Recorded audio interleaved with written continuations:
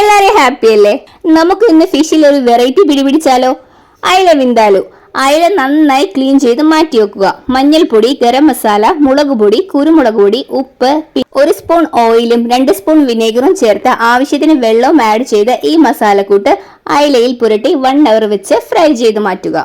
നല്ലൊരു മൺചട്ടിയിൽ വെളിച്ചെണ്ണ ഒഴിച്ച് സവാള, വേപ്പില, പച്ചമുളക്, ജിഞ്ചർ ഗാർലിക് പേസ്റ്റ് ചേർത്ത് നന്നായി സോട്ട് ചെയ്തെടുക്കുക. ശേഷം മഞ്ഞൾപ്പൊടി, മുളക് പൊടി, കുറച്ച് ഗരം മസാലയും ചേർത്ത് നന്നായി മിക്സ് ചെയ്ത് 1½ സ്പൂൺ വിനേഗറും ആവശ്യത്തിന് വെള്ളവും ഉപ്പും ചേർത്ത് തിളപ്പിക്കുക.